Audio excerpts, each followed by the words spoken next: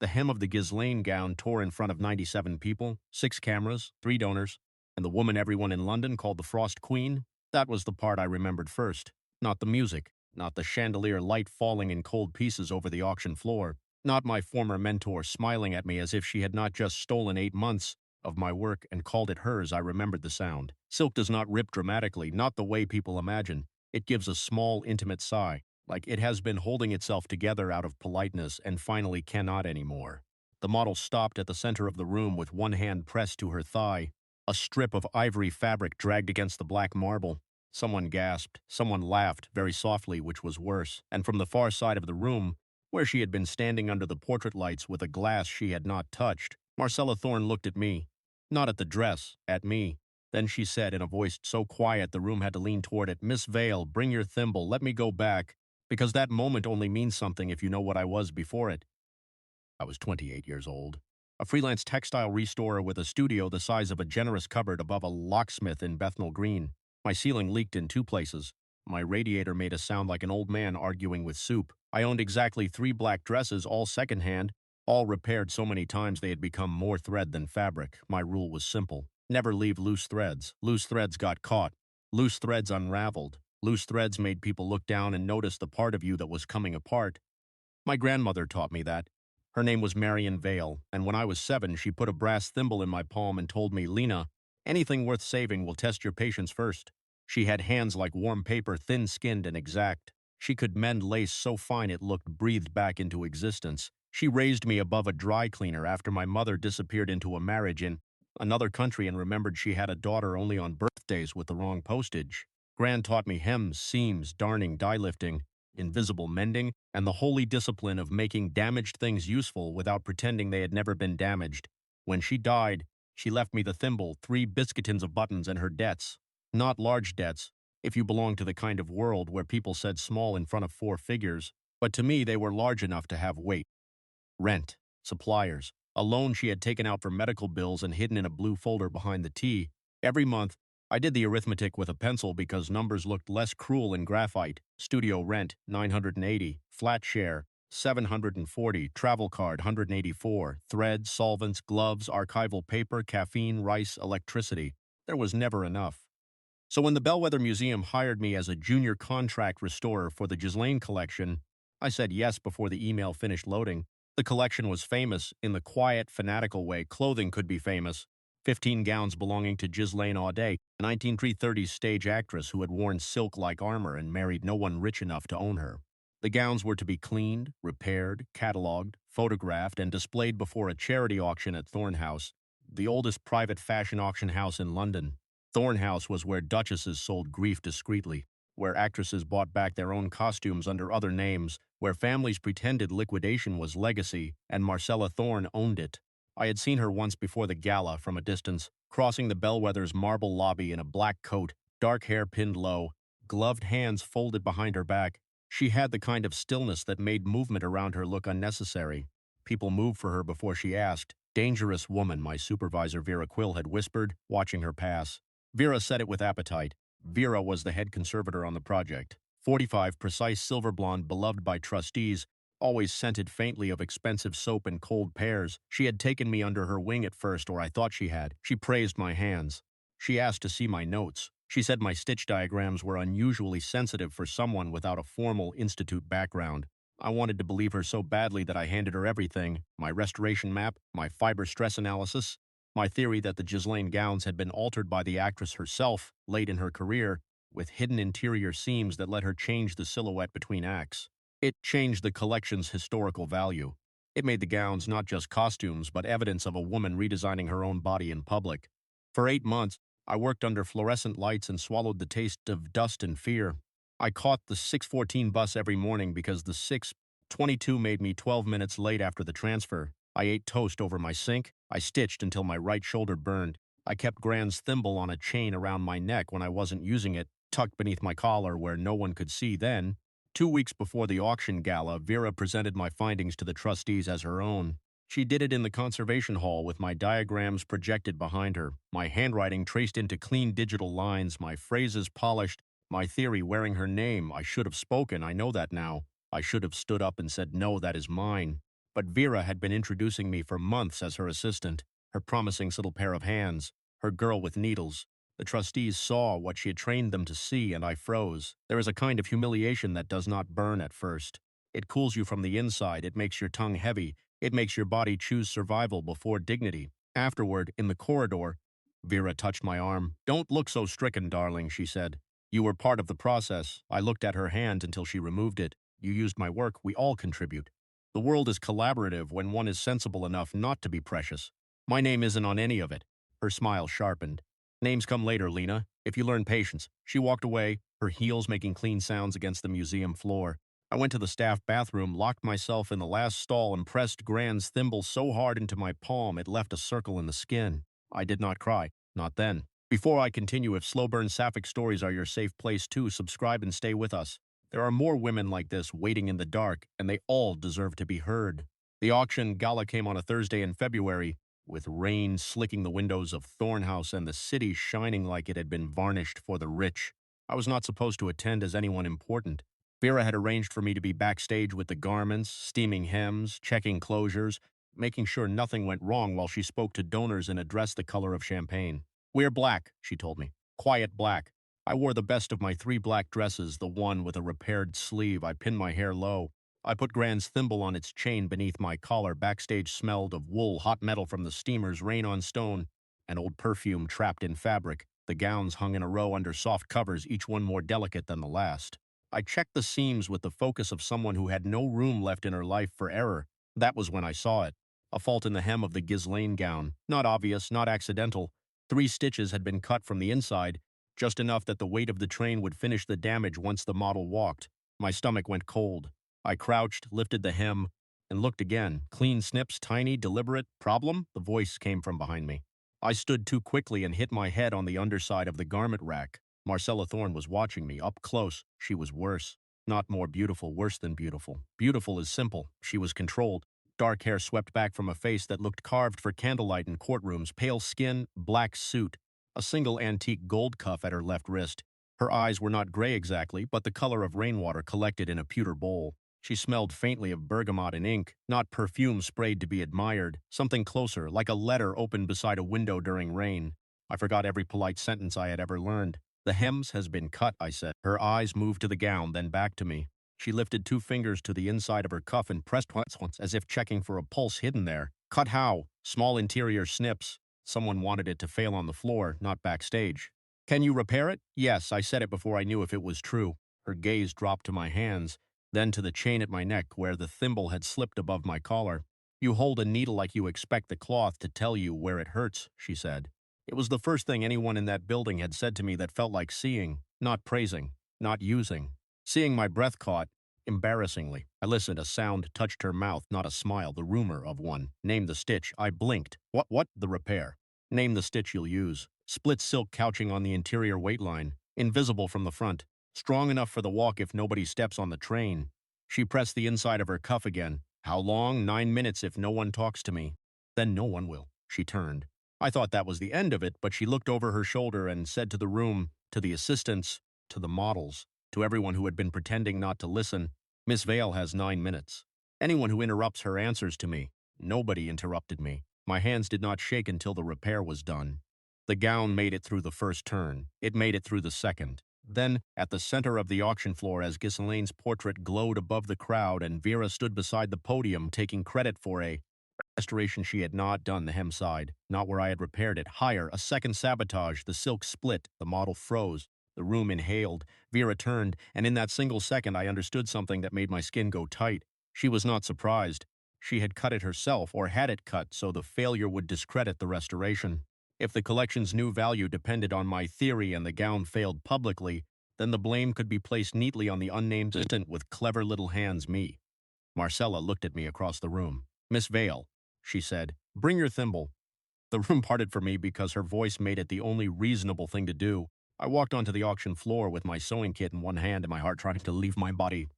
Vera stepped toward me. "This is not appropriate," she said quickly. "The gown should be removed from display. We can issue a conservation note." Marcella did not raise her voice. "Mrs. Quill, if you speak again before Miss Vale finishes, I will ask security to remove you from my floor." Vera went white. There it was, terrifying to everyone. Then Marcella turned to me, and her voice changed so slightly I was not sure anyone else heard it. "Breathe first. Gentle to me," I breathed.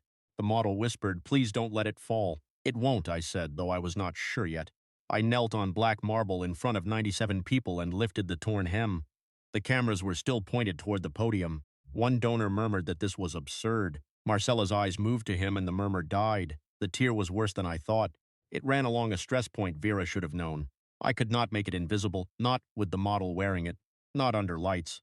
I did something Gran had taught me when I was 15 and crying over a burned christening gown a client insisted was ruined. When damage cannot be hidden, she had said, make it honest. I took a length of black silk thread from my kit and stitched the tear into a deliberate line, a dark crescent at the hem, echoing the secret alteration marks inside the gown. I made the wound part of the evidence. It took 11 minutes. No one spoke. When I finished, I sat back on my heels. The model took one step, then another. The hem held. The room exhaled. Marcella walked to the podium. Vera stood frozen beside it. "Ladies and gentlemen," Marcella said, "you have just witnessed the difference between preservation and performance. Mrs. Quill will no longer be speaking on the restoration of the Ghislaine collection. Miss Lena Vale will." My ears rang. Vera whispered, "Marcella, you can't be serious." Marcella looked at her. "I rarely require people to enjoy my decisions." Then she looked at me. "Stand up, Miss Vale." I did. And somehow, with black thread still between my fingers and my knees aching from the marble, I told the room the truth. Not all of it. Not Vera's theft. Not yet. I told them about the hidden seams, about Ghislaine altering her own gowns, about performance and survival, about the difference between a garment fitted to a woman and a woman forced to fit the garment. I spoke for 12 minutes. Marcella stood beside me the whole time. Not in front of me, beside me. Afterward, the gown sold for nearly triple the estimate. Vera disappeared before the dessert course. I found myself in a small side room with dark wood walls, rain tapping at the tall windows, and my sewing kit clutched to my chest like a child. Marcella entered without knocking. Of course she did. It was her house. She closed the door and stood there in the quiet, one hand on the knob for half a second longer than necessary. "You knew," I said. Her eyes met mine. I suspected about Vera. About the work. My throat tightened. Did everyone know? No. That should have comforted me. It did not. She crossed to a sideboard, poured water into a crystal glass and set it near me on the table. Not in front of me like an order, near enough to take. "Drink?" "I'm not one of your gowns." "No," she said. "Gowns are less stubborn." I looked up. There it was, the first tiny thread of banter, so unexpected in her mouth that I almost missed it.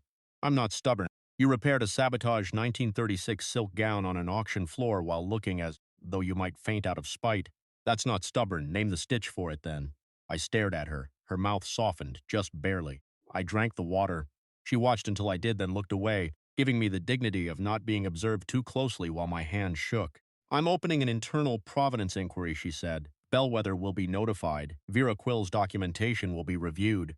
Your original notes will be requested." My stomach dropped. "My notes? Yes, she has copies. I don't want hers. I signed a contract with the museum. I don't know what I'm allowed to share. I'll have my solicitor ask properly." Of course she had a solicitor who could ask properly. I had an overdraft and a kettle with a cracked handle. Marcella's gaze lowered to my sewing kit, then to the brass thimble hanging at my throat. "Family piece? My grandmother's. May I see it?" No one asked me that. People grabbed objects, complimented them, assumed, Marcella asked. I lifted the chain over my head and placed the thimble in her palm. Her hand was gloved black leather, but she removed the glove before touching it. That undid me more than it should have. She held the thimble carefully, turning it toward the light.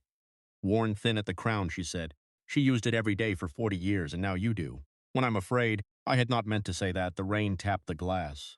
Marcella's fingers paused at the inside of her cuff, then she gave the thimble back.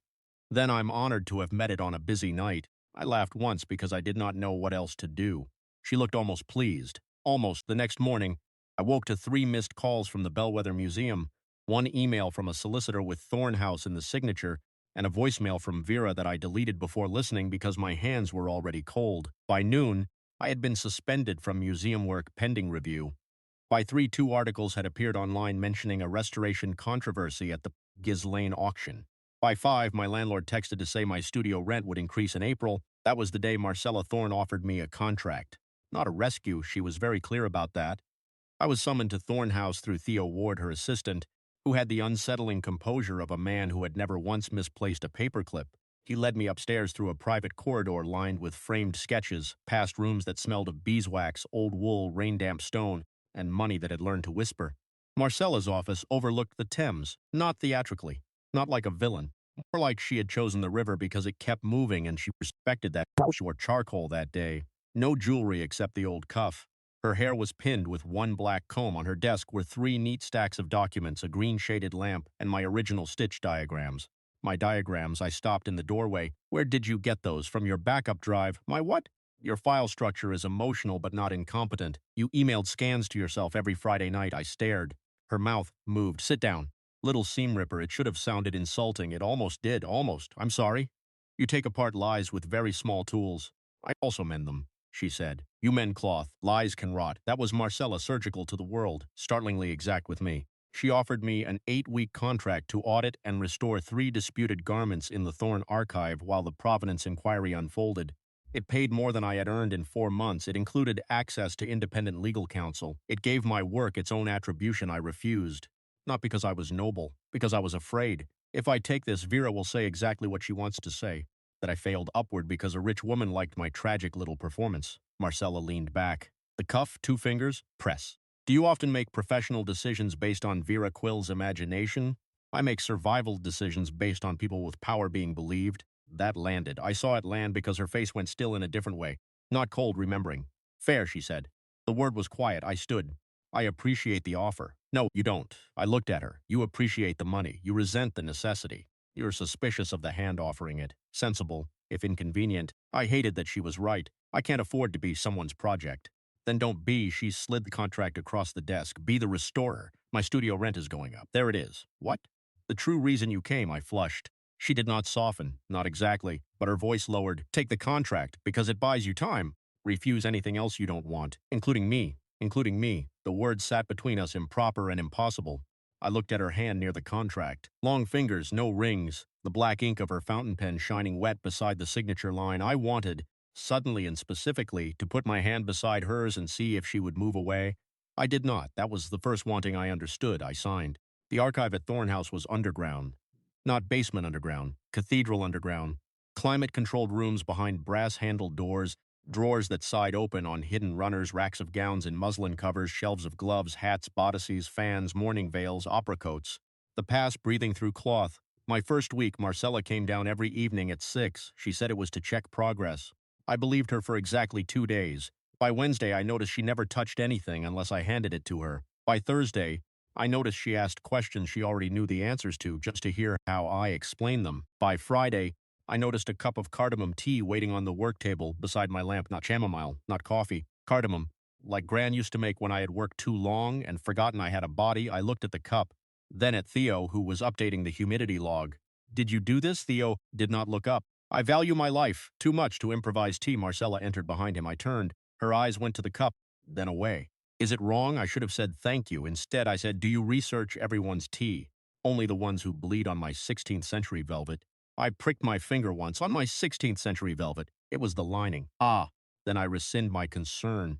Theo left with the expression of a man escaping a weather system. Marcella stepped to the other side of the work table. Not close, 18 inches of oak between us. The lamp made a small amber pool around my hands. What are you working on? She asked. I lifted the sleeve of a morning gown. Hidden alteration. The wearer shortened the left cuff twice, probably after injury. See the strain here? Marcella leaned in. Our hands came to rest near each other on the table, not touching. Close enough that I could feel the warmth of her through the distance, or imagined I could. Her scent reached me softly. Bergamot, rain-wet ink. Name the stitch, she said. Fell stitch, but impatient. See? Whoever did this wanted the outside to look calm, and the inside, a panic. Her eyes lifted to mine, a beat too long. Useful distinction, she said. That was the first ritual. Tea at 6, the work table. Name the stitch. The second ritual began because Marcella could not identify ordinary fabric without insulting it. I held up a panel of glazed cotton, she said. Curtain. It is not a curtain, it looks like a curtain, it is a bodice panel. For a window? For a woman. Unfortunate for both. I laughed before I could stop myself. The sound surprised us equally. Her mouth changed. Not a smile, but the room warmed anyway. After that, every time she misidentified something, I called it a fancy curtain. Gloves were hand curtains. Veils were face curtains. A bustle became, under pressure, a rear curtain which made Theo drop an entire folder and leave the room without a word. Marcella looked at me for a long, silent second. Little seam ripper, she said, but this time it was almost fond. The third ritual was the rain. That winter, London rained as if paid by the hour. Rain on the high archive windows, rain on the skylights above the main hall. Rain ticking against Marcella's car when Theo insisted she drive me home after late nights. I refused the first 3 times. I take the bus. It's past 11. The bus still exists after 11. So do men who think a woman standing alone at a night stop is a public invitation. I have scissors, embroidery scissors, sharp embroidery scissors. Her fingers pressed the cuff. Then she said, "Fine, I thought I had won." At 11:17, I reached the bus stop and found Marcella's black car idling beside it, the window lowered. She sat in the back seat reading a document. "Get in. You said fine. I said fine to the principal, not the execution. You are impossible. Frequently, I'm not helpless." "No," she said, looking up. "You're cold." The rain ran down the glass between us. I wanted the warmth of the car. I wanted not to want it because she was the one offering. I got in. She did not look triumphant. That helped. The car smelled faintly of leather, bergamot, and the city and rain. We rode in silence for 4 minutes before she said, "You missed 3 stitches today." I turned. "Excuse me?" "On the blue fail jacket, interior seam, right side." "I did not." "You did." "I absolutely did not." She handed me a printed photograph. There they were, 3 missed stitches. I stared at them, offended beyond reason. "You photographed my seam?" "I document assets." "You photographed my seam." "I documented an asset." "That is deranged. That is quality control. That is lurking with a camera. Careful. Little seam ripper. You're near insubordination. I'm a contractor. Then you're near invoice reduction." I laughed again. She looked out the window, but I saw the corner of her mouth. That night, before I got out, her gloved hand moved toward the door at the same time mine did. Our fingers brushed barely. Leather to skin. Nothing, really. Except I felt it all the way up my arm. She went still. So did I. Then she opened the door for me as if nothing had happened. "Good night, Lena." My name, not Miss Vale. The rain sounded louder after that. The fourth ritual was pain, not dramatic pain, ordinary work pain. Split knuckles from cold needle pricks. The raw place on my thumb where the tip of my thumb rubbed after hours of pressure. Marcella noticed everything. One evening in the archive, she said, "Show me your hand." "No, Lena, it's fine. Name the stitch. That doesn't work on people." It has so far I should not have given her my hand. I did. She removed her gloves. This I had learned mattered. Marcella wore gloves in public often. Black leather in winter, soft gray in the archive, cream at formal events. She touched the world through a barrier, but she took them off for old blubber. And now, apparently for me, she held my hand over the work lamp. Her fingers were warm and dry. Mine looked rough in her palm, needle-marked and red at the knuckles. This is not fine. It's winter. It's neglect. It's hands. It is your instrument. There was no mockery in that. My throat tightened. She opened a drawer I had never noticed and took out a small tin of balm, a roll of narrow linen bandage, and beeswax. "You keep a first aid drawer in the archive?" "I keep several." "Of course you do." Her thumb smoothed balm over the crack at my knuckle. I stopped breathing for a second. She noticed. Her hand paused. "Too much?" "No, a whisper." "Mine," she continued, slower. The world narrowed to the lamp, the rain, her fingers, the scent of bergamot and ink under the clean herbal balm. She wrapped the linen once around my finger, then again. Her thumb flattened the edge of the bandage with such careful attention that I had to look away. No one had touched my hands like they were valuable since Gran. "There," she said. But she did not let go immediately. Her hand held mine on the table between us, not gripping, not claiming, present, the first touch she had initiated with no one else. I knew that because I had watched her for weeks. Marcella Thorne handed papers without contact. She avoided shoulders in corridors. She let Theo place folders near her, never into her hand. She kept distance like architecture, and she had chosen, with no practical need, to hold my hand. I looked at her. Her eyes were already on me. The 18 inches were gone. A phone rang. Theo's outside the archive door. He knocked once and entered with his face carefully blank. "Mrs. Thorne, Mrs. Quill's solicitor has filed an injunction request against release of the preliminary provenance report." Marcella released my hand, not quickly, but completely. The air went cold where she had been. "Send it to Saeed," she said, "and bring the car round." Theo left. Marcella put her gloves back on. The retreat was there but less than before. She looked at me directly. "Keep the bandage dry." "Yes." "And stop bleeding on historically significant objects. You make it sound like a hobby. Your hobbies are apparently curtains and defiance." The almost smile returned. I held on to that after she left. Things got worse before they got better. Vera went to the press, not openly. Women like Vera rarely left fingerprint when whispers worked better. The articles began using words like ambitious and unstable near my name. Anonymous sources suggested I had exaggerated my contribution. One fashion columnist implied Marcella had been captivated by a young restorer's. Theatrics, my inbox filled with requests I did not answer. The bellwether terminated my contract. My landlord sent a formal notice. And through all of it, Marcella became colder in public, not to me, to everyone else.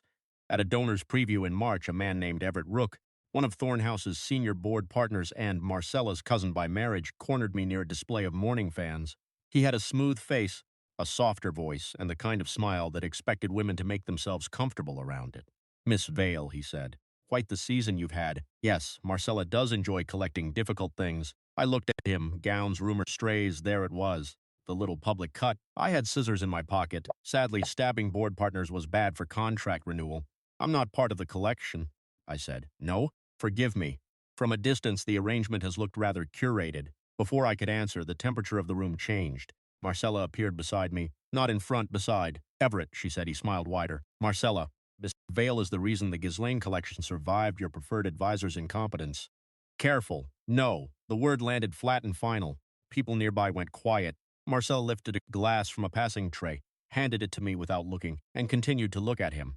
If you imply again that her presence here is ornamental, personal, or purchased, I will open the partnership minutes from 2019 and we can all enjoy remembering what your judgment cost this house.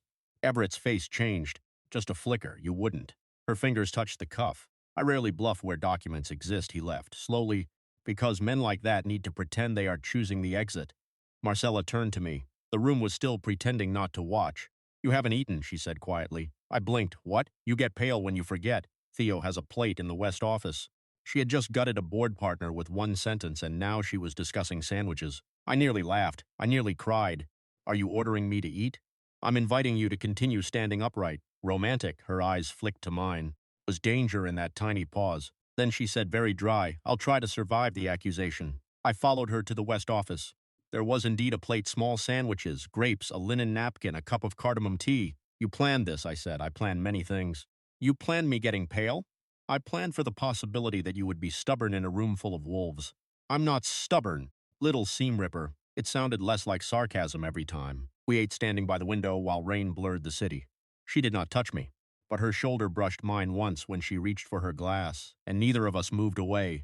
That was another rung, shoulder to shoulder. The kind of contact people survive daily. I barely survived it. The night we exchanged wounds, the river flooded the lower road and trapped us at Thorne House until nearly 2 in the morning. Theo had gone home under protest. The archive systems were secure. The building above us groaned softly in the storm, old wood answering weather. I found Marcella in the restoration room, sleeves rolled to her elbows, trying to move a rack of wrapped garments away from a damp exterior wall.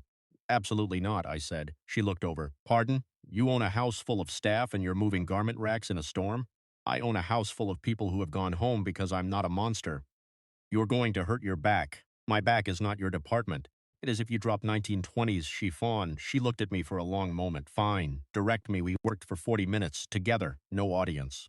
No titles. Just damp stone, rolling racks, the smell of wet wool and wood polish, and our bodies moving around the same task. At one point, she reached behind me to steady a rack, and her hand came to rest at the small of my back. Guiding, protective, warm through my dress, I stopped. She stopped the storm-pressed rain against the windows. Too much, she asked, very quietly. I shook my head. She removed her hand anyway.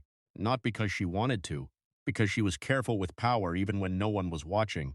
That was when I began to fall in a way that frightened me. Not because she was beautiful, not because she was powerful, because restraint in her was not distance. It was care with its hands behind its back. After the racks were safe, we ended up in the small archive kitchen, sitting across from each other at a scarred wooden table while the storm shook the gutters. Marcella made tea badly. I mean badly. She put the cardamom in too early, forgot the steeping time, and stared at the kettle like it had personally disappointed her. You can identify 17th century lace at 10 paces, I said, but tea defeats you? Objects may be better when dead. I laughed into my sleeve. She handed me a cup. It was too strong. I drank it anyway. Her eyes softened when she noticed. My mother made tea properly, she said. I looked up. She had never mentioned her mother. She was a costume cutter in Lyon before she married my father. Not a famous one. Not important enough for the records. But she could make a sleeve sit correctly on any shoulder. She wanted a small workroom with windows. What did she get? Marcella looked at her hands. A husband who liked owning talented women. Then an illness that made work impossible. Then me, very angry, inheriting a house full of men who assumed grief would make me manageable. The rain battered the glass. What did you want? I asked. Her mouth tightened. The cuff. 2 fingers. Went before power. That question cost her. I saw it. For a moment, she was not Marcella Thorne of Thorne House. Not the Frost Queen. Not the woman who could ruin men with minutes from 2019. She was a girl somewhere in Lyon, watching her mother cut cloth in a room without enough light. I wanted to design stagecoats, she said. ridiculous ones. Velvet, embroidery, linings no one saw unless the actor moved. I smiled softly. Secret drama. Precisely. Why didn't you? My father died. Then the board tried to sell the archive. Then I discovered that if I became impossible to frighten, people mistook that for authority. Did it work? Yes. Did it cost you? Her eyes met mine. Yes. The room was quiet except for the storm and the old refrigerator humming like a tired animal. I touched Gran's thimble at my throat. My grandmother wanted me to go to conservation school, I said. A proper program. Letters after my name. She saved for it in a biscuit tin. What happened? She got sick. I used the tin. Marcella's face changed. Not pity. Never pity. Recognition. I'm sorry. I'm not. I am. But I'd do it again. Of course you would. She used to say anything worth saving test your patience first. Marcella looked at me for a long time. Mine said a lining tells the truth of the coat. I swallowed. I like that. So do I. There was a shift then, not sudden, a seam giving way. She leaned her forearms on the table, closer than she had ever been. Her voice dropped. You don't have to perform competence for me, Lena. There it was, the being seen line. It went under every defense I had. I don't know how to stop. I know. Do you? Yes, I believed her. That was the relief. Not that she understood the story, that she understood the exhaustion of surviving it. I wanted her hand. It was on the table. Near mine, I wanted to put my fingers over hers and let the storm be outside us. I moved, so did she. The distance narrowed to almost nothing. Then a violent bang shook the corridor.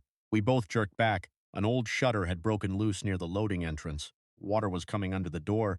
We spent the next 20 minutes with towels, buckets, and emergency calls.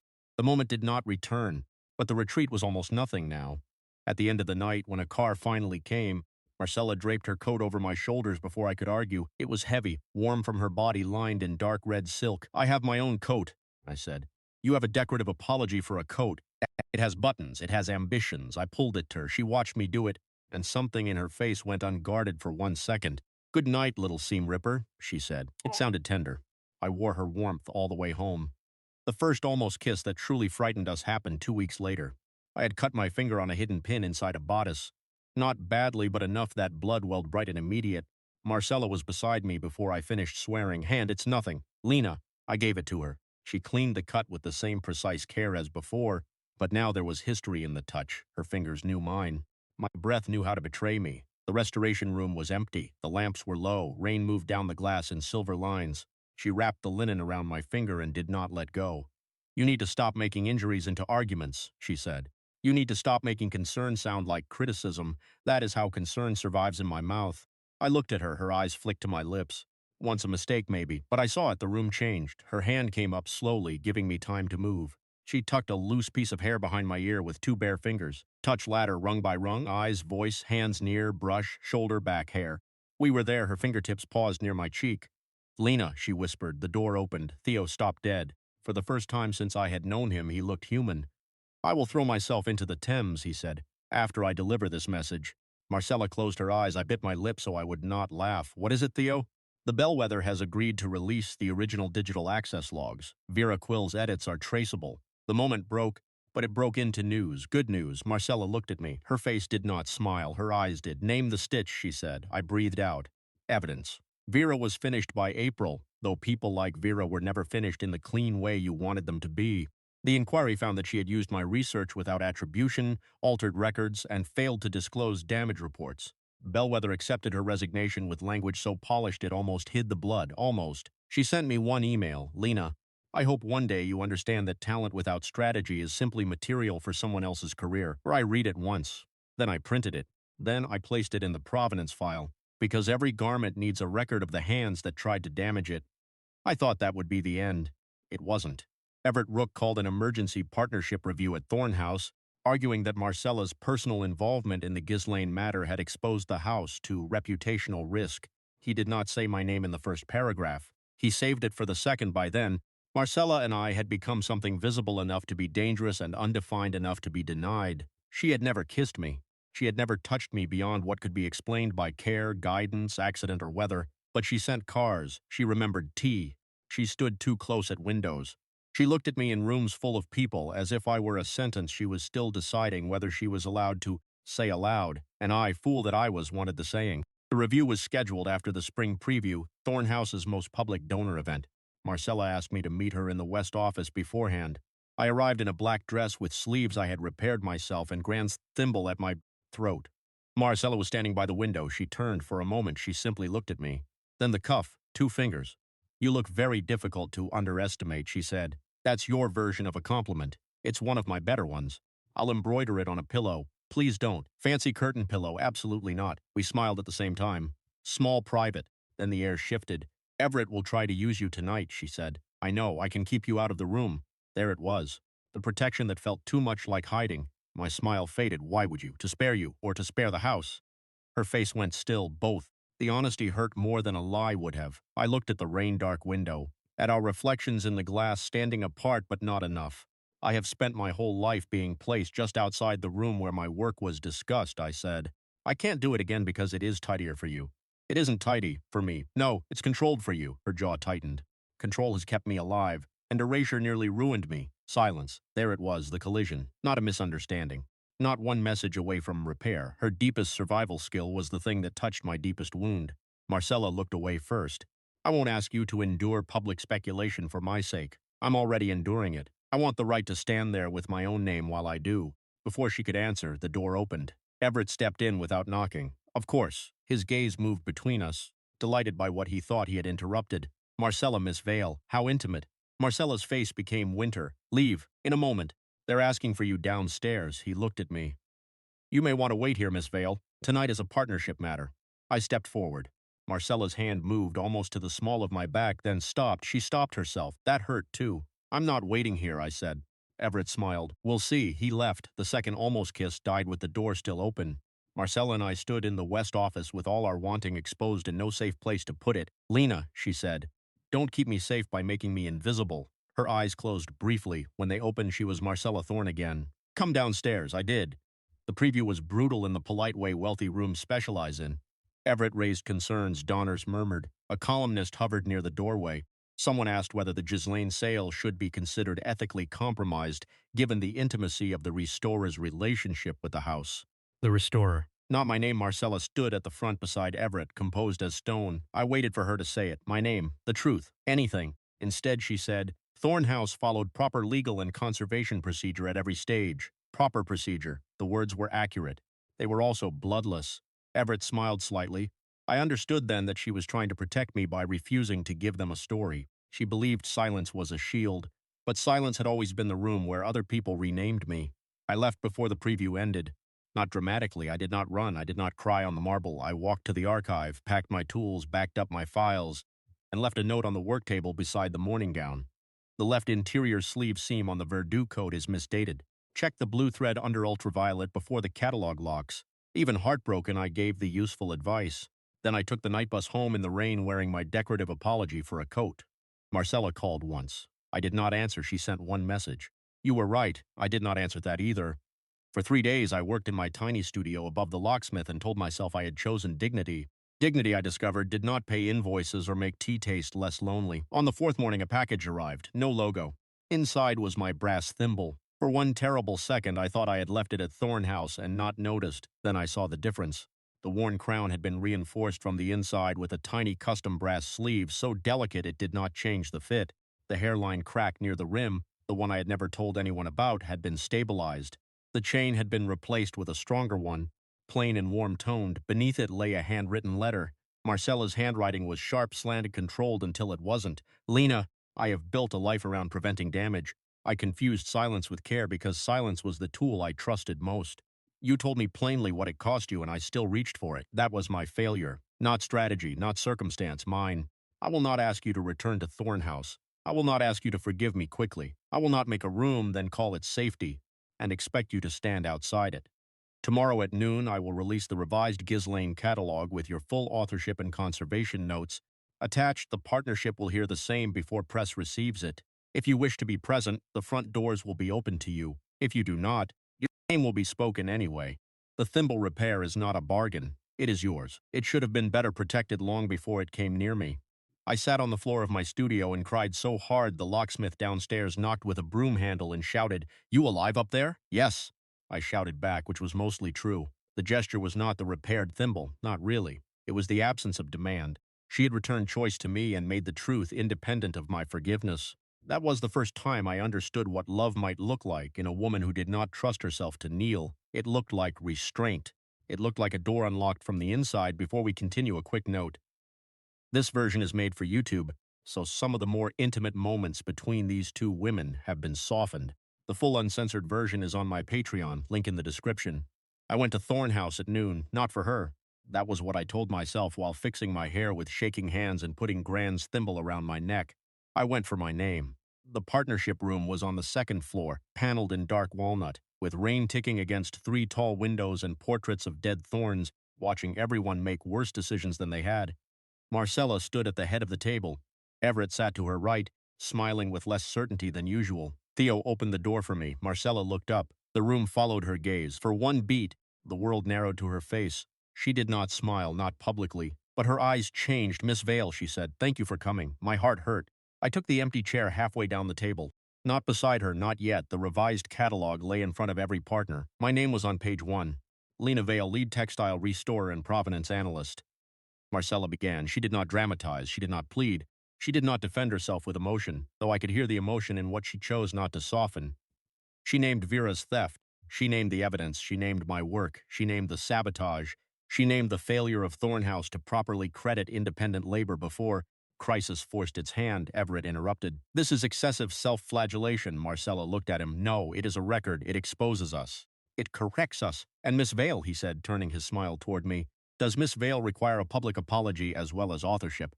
Marcella did not answer for me. That mattered. The silence opened. I stood. My legs were shaking, but I stood. "I don't require performance," I said. "I require accuracy. My work was used without my name. When the gown was damaged, the same absence of my name would have made me easy to blame. That is not an accident. That is how systems protect themselves. They keep some people visible enough to use and invisible enough to discard." Everett's expression cooled. Strong words, correct ones. Marcella's eyes were on me, beside me, not in front. Even from across the room, she was beside me. "I won't be your absolution," I said, looking at the table now, then at Marcella because this part belonged to her too. "I won't be quiet because silence is convenient. I won't stand in rooms where my work is discussed as if I'm lucky to be mentioned. If I return to Thorne House, those are my terms." The room was still. Marcella pressed the inside of her cuff once. Then she said, "Accepted. No bargaining, no explanation, just accepted." The word moved through me like warmth. After the meeting, I found her in the corridor outside the archive. For once, she looked uncertain. Marcella Thorne, uncertain. The sight nearly broke me. "I meant it," she said. "I know. All of it, I know." Her gaze dropped to the thimble at my throat. "Does it fit properly?" "Yes." I worried the inner sleeve might alter the weight. "It doesn't." "Good." There were 10,000 things to say, and of course we spoke about the thimble. I took a step closer. She did not move. "I have terms for you," I said. Her eyes lifted. "Name them." "I won't be hidden. No. I won't let your fear decide what I can survive. No. If you hurt me, you tell me why. You don't turn it into a strategy." Her jaw worked once. "No. And I am not a fragile object in your archive." Something warmed in her eyes. "No," she said. "You are the person who keeps pointing out that half my archive is fancy curtains." I almost smiled. "Some of it is. Historically significant fancy curtains." I stepped close enough to feel the heat of her. "What are your terms?" I asked. Her voice lowered. "That you tell me when I am making a room too small for you. I can do that. That you allow care without assuming it is a cage." I swallowed. "I can try. That you don't confuse needing time with leaving forever." My breath caught. "I'm here." "Yes," she whispered. "You are." The corridor held its breath. This time there was no phone, no Theo, no storm damage, no cousin with a knife smile.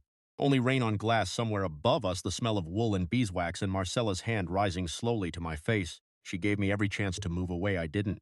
Her fingertips touched my cheek, warm. "Bear, may I kiss you, Lena?" There are questions that remake the body. I nodded, then realized she deserved words. Yes. She kissed me like restraint finally finding a safe place to set down its weapons. Soft at first. Careful. A breath shared before a claim. Her other hand came up to cradle my face, and mine caught the lapel of her jacket because my knees had become unreliable. She tasted faintly of cardamom, a ridiculous detail, a perfect one. The kiss deepened only when I leaned in. When I chose, her hand slid into my hair, holding me with such reverence that I nearly cried into her mouth. Not because I was sad, because nothing was being taken. Everything was being asked. When we stopped, her forehead rested against mine. We breathed together in the hush of the corridor. "Little seam ripper," she whispered, but there was no sarcasm left in it at all. I laughed softly. Her thumb moved once along my cheek, then she kissed me again, slower. And the rest of that afternoon belongs to the quiet, to closed doors, to tea gone cold, to the relief of being wanted without being used. The public confrontation came 2 weeks later at the Ghislaine exhibition opening. Marcella could have canceled it. The house had already released the corrected catalog. Vera was disgraced. Everett was weakened. But queer joy, I learned. is not only private softness. Sometimes it is the discipline of standing in the room that tried to edit you out, so we went. The exhibition hall was lit like a chapel. Ghislaine's gowns stood behind glass, each one repaired, documented, named. The black crescent I had stitched into the ivory hem remained visible at my insistence, damage made honest. Marcella arrived beside me in a dark tailored coat. I wore midnight blue because June, my locksmith neighbor's niece who had become my emergency friend through the wall, insisted I needed victory fabric. I still think that was dramatic. I also wore it. Vera came. Of course she came. People like Vera return to rooms where they have lost because they need to see whether the room remembers them kindly. It did not. She approached during the press preview, silver blonde hair perfect, mouth composed. "Lena," she said. "Marcella." Marcella's face became unreadable. I felt her beside me, steady as a wall, but she did not step forward, mine to answer. "Vera," I wanted to say, "despite everything, the collection looks beautiful." "It does." A photographer drifted closer. Vera saw him, adjusted herself. "I hope you know I always believed in your talent." There it was, the final theft. Not of work, of narrative. I smiled, and I think I frightened her because it was calm. "No," I said. "You believed my talent was useful when separated from my name." The photographer stopped pretending not to listen. Vera's eyes sharpened. "That's unfair." "It is documented." Marcella made a very small sound beside me. "Approval, maybe." Vera looked at her. "And you?" she said softly. "Still collecting strays?" Marcella's hand moved, not to her cuff, to mine. She took my hand in full view of the press, the trustees, the donors, and Ghislaine's ivory gown, bare fingers laced with mine. The room noticed. "Let it." Marcella's voice was quiet enough that everyone leaned in. "Careful, Mrs. Quill. Miss Vale is not behind me." She turned slightly so we stood shoulder to shoulder. "She is beside me." I squeezed her hand once, then I said, "And I speak for myself?" Vera looked between us, and for the first time since I had met her, she seemed unable to find the seam she could pull. She left without another word. Everett tried one final maneuver near the champagne table, suggesting to a donor that Marcella's judgment had become emotionally textured. I nearly choked on my sparkling water, Marcella heard. Unfortunately for Everett, so did three board partners, two journalists, and Theo, who appeared from nowhere with the expression of a guillotine given excellent posture. Marcella did not flinch. "Emotionally textured," she repeated. Everett smiled weakly. "A compliment." "No," I said, "it wasn't." He looked at me, surprised. I continued before courage could leave. Marcella's judgment saved the Ghislaine sale, corrected the catalog, protected the house from a provenance lawsuit, and tripled the collection estimate. If that is emotion, I recommend more of it. One of the board partners coughed into her glass.